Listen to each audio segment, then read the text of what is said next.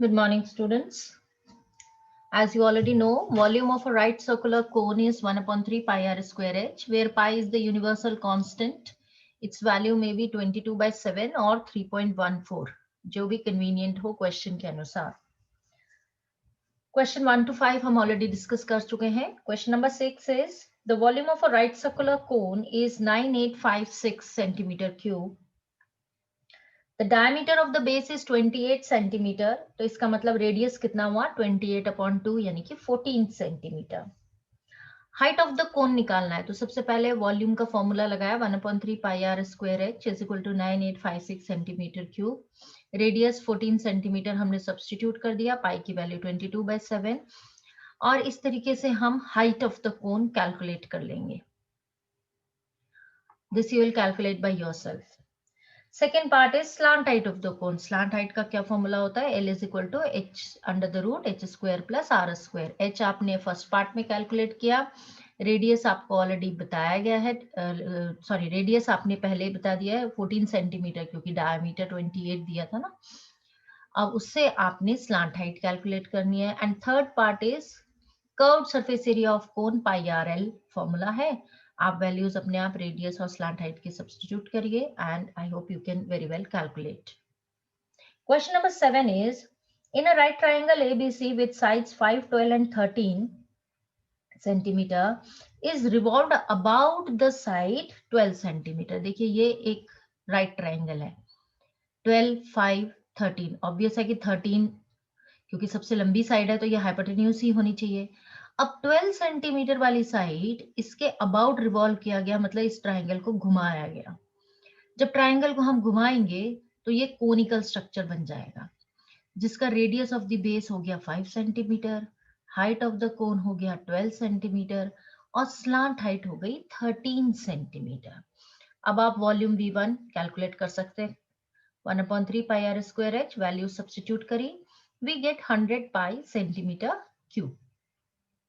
Question number 8 में same triangle लिया गया है लेकिन अब जो साइड 5 सेंटीमीटर है इसके अबाउट रिवॉल्व किया गया. मतलब कुछ इस तरीके से 5, 12, 13, 5 के अबाउट रिवॉल्व किया गया, मतलब ट्राइंगल को घुमाया गया. अब रेडियस ऑफ द बेस और हाइट चेंज हो गई.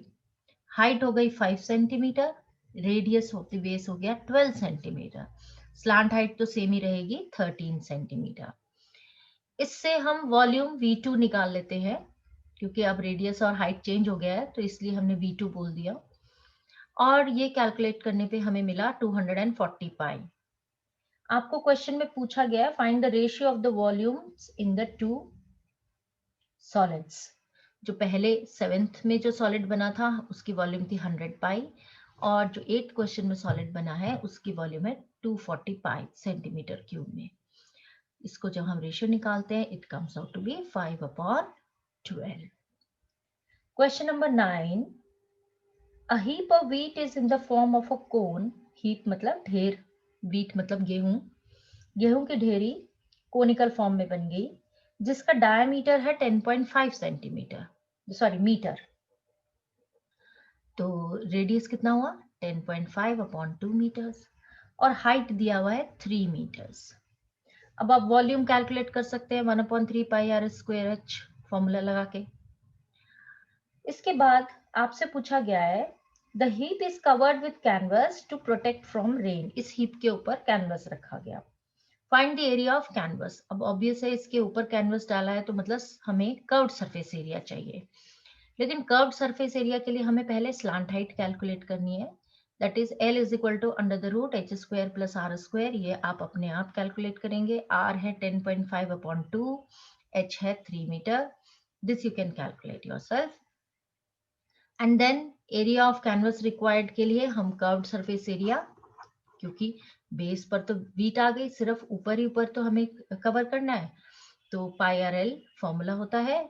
एल को आप यहाँ से सब्स्टिट्यूट करेंगे, रेडियस आर को भी और स्लैंट हाइट एल को भी सब्स्टिट्यूट करके you can very well find the answer. I hope you can do these calculations. If you find any difficulty in understanding any subject, do tell me.